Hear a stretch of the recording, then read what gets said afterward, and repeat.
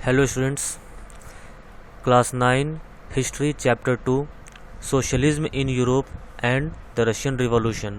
ये चैप्टर हम लोगों ने शुरू किया था, जिसका पार्ट 1 हम लोग पहले कर चुके हैं।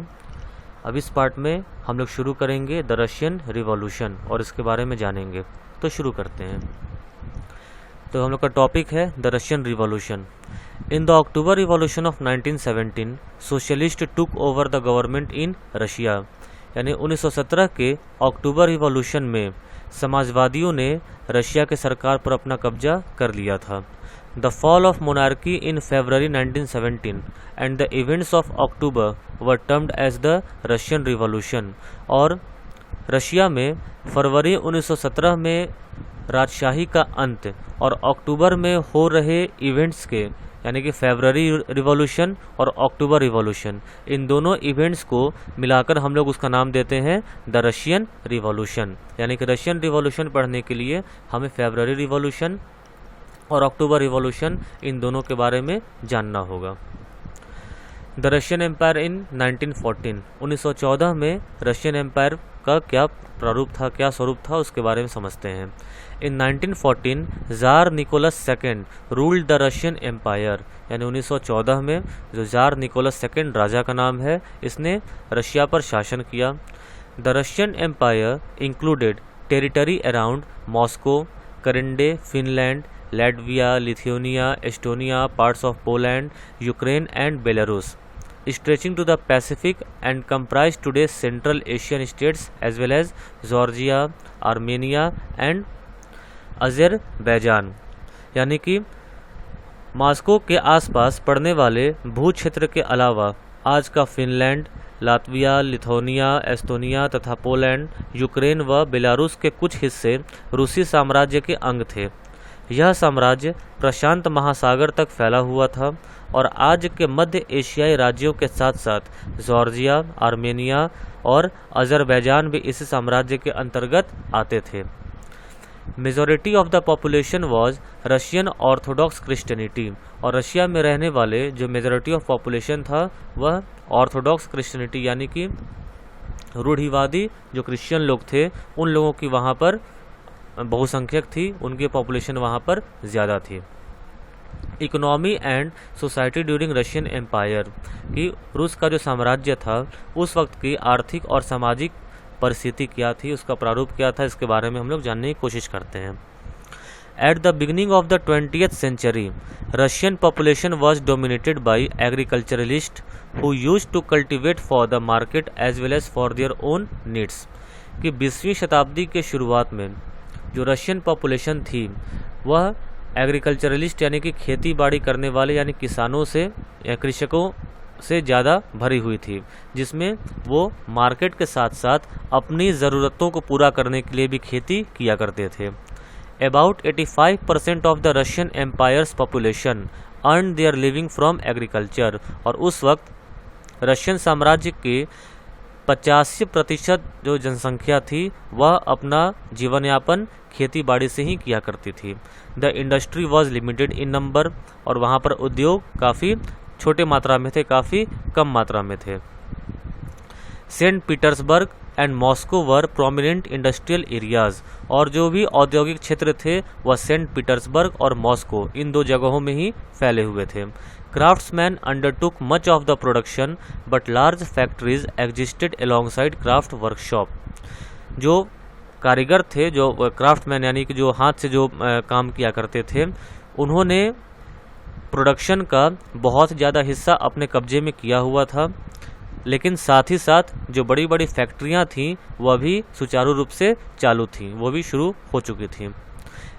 In the 1890s more factories were set up after and foreign investment in industry increased, और 1890 में ज़्यादा से ज़्यादा फैक्ट्रियां बैठाई गई जब विदेशियों ने अपना पैसा, अपना इन्वेस्टमेंट इंडस्ट्री में लगाना शुरू किया और अपने इन्वेस्टमेंट को बढ़ाना शुरू किया।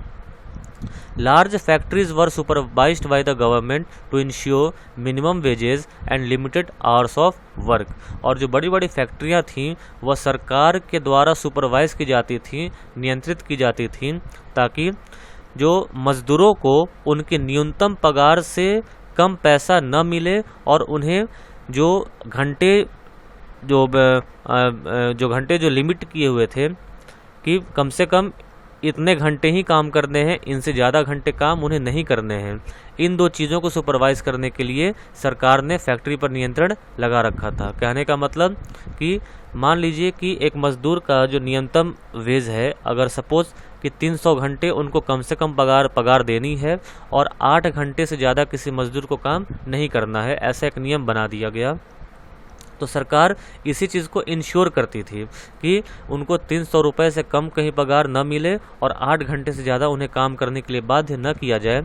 ये इंश्योर करने के लिए सरकार ने बड़ी बड़ी फैक्ट्रीज पर सुपरवाइज्ड कर रखा था, निगरानी कर रखी थी। Workers were divided by social groups, by skill, by dress and manner. और जो वर्कर्स थे, जो मज़दूर थे, वह बटे हुए थे 3 हिस्सों में। पहला सोशल ग्रुप आता है। सोशल ग्रुप का मतलब कि समाज के तौर पर कुछ मज़दूर शहर में रहते थे लेकिन वो अपने गांव से भी जुड़े हुए थे, लेकिन कुछ मज़दूर ऐसे थे जो पूरे के पूरे शहर में आकर ही बस गए थे और गांव से उन्होंने अपना नाता तोड़ दिया था। बाई स्किल यानी उनकी जो प्रतिभा थी, जैसे कुछ मज़दूर मेटल का काम करते थे, कुछ लकड़ियों का काम करते थे, कुछ प्लास्टिक का काम करते थे, कुछ शीशे का काम करते थे। ऐसे स्किल के तौर पर मज़दूर एक दूसरे से बटे हुए थे। बाय ड्रेस एंड मैनर, और मज़दूरों का जो पहनावा था और मज़दूरों की जो अभिव्यक्ति थी उसके अनुसार भी वो एक दूसरे से बटे हुए थे। जैसे जो मज़दूर धातु का काम करते थे वह अपने आप को मज़दूरों की श्रेणी में सबसे ऊपर समझते थे, क्योंकि धातु का काम करने के लिए ज़्यादा से ज़्यादा टैलेंट की ज़रूरत होती है, ज़्यादा से ज़्यादा ट्रेनिंग की ज़रूरत होती है। तो वो अपने आप को ऐसा समझते थे कि हम इन सभी मज़दूरों से ऊपर हैं। तो उनका जो ड्रेस था, उनका जो मैनरिज्म था, वो बाकी मज़दूरों से अलग था। Women constitutes 31% of the total labour force but get paid less than main. जो महिलाएं थीं वह जितने भी लेबर फोर्स उसका 31% हिस्सा महिलाओं से भरा हुआ था, यानी कि 69% मेन थे और 31% महिलाएं थीं मज़दूरों में, लेकिन उन्हें पुरुषों से कम पगार मिलता था। यानी कि जो डिस्क्रिमिनेशन होता है महिला पुरुष का, वो यहाँ पर किया जा रहा था। Despite divisions, workers united to stop work when they disagreed with employers about dismissals or work conditions। लेकिन इन विभिन्नताओं के बावजूद, विभिन्नताएं कौन कौन सी, कि जो सोशल ग्रुप से अलग अलग बटे हुए थे, स्किल से बटे हुए थे, ड्रेस एंड मैनर से बटे हुए थे, और महिलाओं को पुरुषों से कम पगार मिल रहा था। इन डिस्क्रिमिनेशंस के बावजूद, इन डिविजन्स के बावजूद, जो वर्कर्स थे, जब एम्प्लॉयर उन पर अत्याचार करते थे, अत्याचार मतलब कि अपने मनमाने तरीके से उन्हें डिसमिस कर देना, या जो काम करने के कंडीशन है उन कंडीशन को पूरा नहीं करना। तो काम करने के 2 ही कंडीशन थे। पहला ये कि उनको मिनिमम वेजेस मिलना चाहिए, और दूसरा ये कि उनके काम करने के जो घंटे हैं उनको भी लिमिट करना होगा। अगर एम्प्लॉयर्स अगर इन चीज़ों पर ध्यान नहीं देते थे तो मज़दूर बिल्कुल यूनाइट होकर, एकजुट होकर उनका विरोध करते थे। Peasants cultivated most of the land, but the nobility, the crown and the Orthodox Church owned large properties। जो किसान थे वह बहुत ज़्यादा मात्रा में भूमि पर खेती किया करते थे, लेकिन नॉबिलिटी, क्रोन और जो रूढ़िवादी चर्च थे उनके पास ज़्यादा प्रॉपर्टीज़ थीं।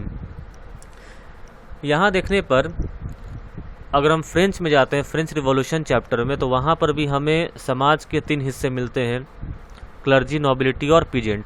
तो वही जो डिस्क्रिमिनेशन है, वही डिवीज़न है, हमें यहाँ पर भी देखने को मिलता है। बिल्कुल सेम उसी तरीके से कि किसान खेती किया करते थे, लेकिन ज़्यादा से ज़्यादा जो प्रॉपर्टीज़ थी वह नॉबिलिटी के पास थी, क्रोन के पास थी और रूढ़िवादी चर्च के पास थी। Peasants had no respect for nobility, very unlike the French peasant. लेकिन फ्रांस के संदर्भ में देखा जाए तो जो पीजेंट थे नॉबिलिटी के लिए, यानी कि रशिया में जो पीजेंट थे वो नॉबिलिटी का रिस्पेक्ट नहीं करते थे, जबकि फ्रांस में ये स्थितियाँ थोड़ी भिन्न थीं। Nobles got power and position through their service to the tsar. Nobles को जो शक्तियाँ मिली थी और जो पोजीशन मिला था वो इसलिए नहीं कि वो पीजेंट से ज़्यादा काबिल थे, बल्कि इसलिए क्योंकि वो ज़ार के तलवे चाटा करते थे। सीधी सी भाषा में कि वो ज़ार को सर्विस देते थे, उनकी चापलूसी किया करते थे, उनका कहा मानते थे, इसलिए नॉबल्स को ज़्यादा शक्तियाँ और ज़्यादा पोजीशन मिली हुई थी। In Russia peasants wanted the land of the nobles. Russia में जो पीजेंट्स जो किसान थे वह नॉबल की भूमि पाना चाहते थे, क्योंकि पीजेंट्स का यह मानना था कि जब भूमि पर खेती वो कर रहे हैं तो नॉबल्स को भूमि रखने का अधिकार नहीं है, वो सब सारे की सारी ज़मीनें पीजेंट्स को मिल जानी चाहिए। Russian peasants were the only peasant community which pooled their land and their commune divided it. Russian peasant एकमात्र ऐसी पीजेंट कम्युनिटी थी जो समय समय पर, यानी कि इस चीज़ को समझने की कोशिश कीजिएगा, रशियन पीजेंट क्या करती थी कि एक खास समय में वह अपनी सारे पीजेंट मिलकर अपने सारे ज़मीनों को अपने कम्यून को दे दिया करते थे। कम्यून का मतलब होता है मीर, यानी एक तरह से आप मुखिया समझिए, जैसे गांव का मुखिया होता है, तो वो अपनी जितने भी पीजेंट्स थे तो सारे पीजेंट्स मिलकर अपने ज़मीनों को अपने कम्यून को यानी कि मीर को दे दिया करते थे। फिर मीर उन पीजेंट्स के ज़रूरत के हिसाब से उन ज़मीनों को अलग अलग पीजेंट को बांट दिया करता था। यानी यहाँ पर कोई प्राइवेट प्रॉपर्टी वाली बात नहीं थी कि जिस पीजेंट की जो ज़मीन है वो हमेशा के लिए उसी की हो गई, ऐसा बिल्कुल भी नहीं था, बल्कि एक समय बांध दी गई थी कि एक फिक्स समय के बाद जो मज़दूर हैं वह मीर को यानी कि अपने हेड को सभी ज़मीनें एक साथ दे दिया करेंगे और फिर उनके जो हेड हैं वह उनकी ज़रूरतें, परिवार की ज़रूरतों के मुताबिक किसानों को ज़मीन बांट दिया करता था। तो इस तरीके से जो रशियन पीजेंट थे उनकी काम करने की और उनके सोचने का जो तरीका है वह काफ़ी अलग था और एकमात्र रशिया के ही पीजेंट कम्युनिटी थे जो इस तरह का काम किया करते थे। सोशलिज्म इन रशिया, इस टॉपिक को शुरू करने से पहले हम एक बार फिर से इन पर नज़र डालते हैं, इस चीज़ को एक बार फिर से हम लोग रिवाइज कर लेते हैं। तो जो हम लोग का टॉपिक है रूसी क्रांति, तो यूरोप के सबसे पिछड़े औद्योगिक देशों में से एक रूस में यह समीकरण उलट गया। 1917 की अक्टूबर क्रांति के जरिए रूस की सत्ता पर समाजवादियों ने कब्जा कर लिया। फरवरी 1917 में राजशाही के पतन और अक्टूबर की घटनाओं को ही अक्टूबर क्रांति कहा जाता है। ऐसा कैसे हुआ? क्रांति के समय रूस के सामाजिक और राजनीतिक हालात कैसे थे? इन सवालों का जवाब ढूंढने के लिए आइए क्रांति के कुछ साल पहले की परिस्थितियों पर नज़र डालते हैं, उससे हम लोग समझने की कोशिश करते हैं। 1914 में रूस और उसके पूरे साम्राज्य पर जार निकोलस II का शासन था। मास्को के आसपास पड़ने वाले जो भू क्षेत्र के अलावा आज का फिनलैंड, लातविया, लिथुआनिया, एस्टोनिया तथा पोलैंड, यूक्रेन और बेलारूस के कुछ हिस्से रूसी साम्राज्य के अंग थे। यह साम्राज्य प्रशांत महासागर तक फैला हुआ था और आज के मध्य एशियाई राज्यों के साथ साथ जॉर्जिया, आर्मेनिया और अज़रबैजान भी इसी साम्राज्य के अंतर्गत आते थे। रूस में ग्रीक ऑर्थोडॉक्स चर्च से उपजी शाखा रूसी ऑर्थोडॉक्स क्रिश्चियनिटी को मानने वाले बहुमत में थे, लेकिन इस साम्राज्य के तहत रहने वालों में कैथोलिक, प्रोटेस्टेंट, मुस्लिम और बौद्ध भी शामिल थे। 20वीं सदी की शुरुआत में रूस की आबादी का एक बहुत बड़ा हिस्सा खेती-बाड़ी से जुड़ा हुआ था। रूसी साम्राज्य की लगभग 85% जनता आजीविका के लिए खेती पर ही निर्भर थी। यूरोप के किसी भी देश में खेती पर आश्रित जनता का प्रतिशत इतना नहीं था।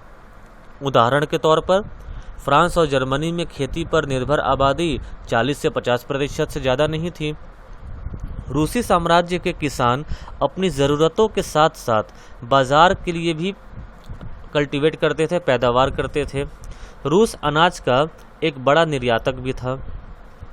उद्योग बहुत कम थे। सेंट पीटर्सबर्ग और मास्को प्रमुख औद्योगिक इलाके थे।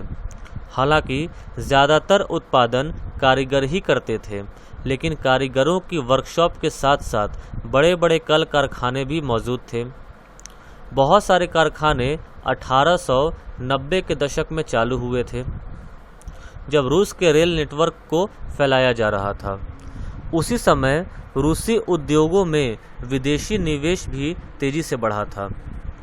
इन कारकों के चलते कुछ ही सालों में रूस के कोयला उत्पादन में 2 गुना और स्टील उत्पादन में 4 गुना वृद्धि हुई थी। सन 1900 तक कुछ इलाकों में तो कारीगरों और कारखाना मजदूरों की संख्या लगभग बराबर हो चुकी थी। ज़्यादातर कारखाने उद्योगपतियों की निजी संपत्ति थी। मजदूरों को न्यूनतम वेतन मिलता रहे और काम की पाली में घंटे निश्चित हों, इस बात का ध्यान रखने के लिए सरकारी विभाग बड़ी फैक्ट्रियों पर नज़र रखते थे। लेकिन फैक्ट्री इंस्पेक्टर भी नियमों के उल्लंघन को रोक पाने में नाकामयाब थे। कारीगरों की इकाइयों और वर्कशॉप में काम की पाली प्रायः 15 घंटे तक खिंच जाती थी, जबकि कारखानों में मजदूर आमतौर पर 10 से 12 घंटे की पालियों में काम करते थे। मजदूरों के रहने के लिए भी कमरों से लेकर डॉर्मेट्री तक तरह तरह की व्यवस्थाएं मौजूद थीं। सामाजिक स्तर पर मजदूर बटे हुए थे। कुछ मजदूर अपने मूल गांवों के साथ अभी भी गहरे संबंध बनाए हुए थे। बहुत सारे मजदूर स्थायी रूप से शहरों में ही बस चुके थे। उनके बीच योग्यता और दक्षता के स्तर पर भी काफ़ी फर्क था। सेंट पीटर्सबर्ग के एक धातु मजदूर ने कहा था, धातु कर्मी मजदूर में खुद को साहब मानते हैं। उनके काम में ज़्यादा प्रशिक्षण और निपुणता की ज़रूरत जो रहती थी। 1914 में फैक्ट्री मजदूरों में औरतों की संख्या 31% थी, लेकिन उन्हें पुरुष मजदूरों के मुकाबले कम वेतन मिलता था। तकरीबन मर्दों की तनख्वाह के मुकाबले आधे से 3/4 तक। मजदूरों के बीच मौजूदा फासला उनके पहनावे और व्यवहार में भी साफ दिखाई देता था। यद्यपि कुछ मजदूरों ने बेरोजगारी या आर्थिक संकट के समय एक दूसरे की मदद करने के लिए संगठन बना लिए थे, लेकिन ऐसे संगठन बहुत कम थे। इन विभेदों के बावजूद जब किसी को नौकरी से निकाल दिया जाता था या उन्हें मालिकों से कोई शिकायत होती थी, तो मजदूर एकजुट होकर हड़ताल भी कर देते थे। 1896-97 के बीच कपड़ा उद्योग में और 1902 में धातु उद्योग में ऐसी हड़तालें काफ़ी बड़ी संख्या में आयोजित की गईं। देहात की ज़्यादातर ज़मीन पर किसान खेती करते थे, लेकिन विशाल संपत्तियों पर सामंतों, राजशाही और ऑर्थोडॉक्स चर्च का कब्जा था। मजदूरों की तरह किसान भी बटे हुए थे। किसान बहुत धार्मिक स्वभाव के थे। इक्का दुक्का अपवादों को छोड़ दिया जाए तो वे सामंतों और नवाबों का बिल्कुल सम्मान नहीं करते थे। नवाबों और सामंतों को जो सत्ता और हैसियत मिली हुई थी, वह लोकप्रियता की वजह से नहीं, बल्कि ज़ार के प्रति उनकी निष्ठा और सेवाओं के बदले में मिली थी। यहाँ की स्थिति फ्रांस जैसी नहीं थी। मिसाल के तौर पर फ्रांसीसी क्रांति के दौरान ब्रिटेन के किसान न केवल नवाबों का सम्मान करते थे, बल्कि उन्होंने नवाबों को बचाने के लिए बाकायदा लड़ाइयाँ भी लड़ीं। इसके विपरीत रूस के किसान चाहते थे कि नवाबों से ज़मीन छीनकर किसानों के बीच बांट दी जाए। बहुधा वह लगान भी नहीं चुकाते थे। कई जगह तो ज़मींदारों की हत्या भी की जा चुकी थी। 1902 में दक्षिणी रूस में ऐसी घटनाएं बड़े पैमाने पर घटीं। 1905 में तो पूरे रूस में ही ऐसी घटनाएं घटने लगीं। रूसी किसान यूरोप के बाकी किसानों के मुकाबले एक और लिहाज से भी भिन्न थे। यहाँ के किसान समय समय पर सारी संपत्ति को अपने कम्यून यानी मीर को सौंप देते थे और फिर कम्यून ही प्रत्येक परिवार की ज़रूरत के हिसाब से किसानों को ज़मीन बांटता था। तो हमने यहाँ पर देखा कि 1914 में रशियन एम्पायर किस तरीके से चल रहा था, उसमें कौन कौन से साम्राज्य थे और उस वक्त रशियन एम्पायर की आर्थिक और सामाजिक स्थिति क्या थी, उनका परिवेश क्या था। इस वीडियो में इतना ही। अगले वीडियो में हम लोग सोशलिज्म इन रशिया टॉपिक शुरू करेंगे। कोई भी प्रॉब्लम हो तो कमेंट सेक्शन में कमेंट करके बता सकते हैं। Thank you.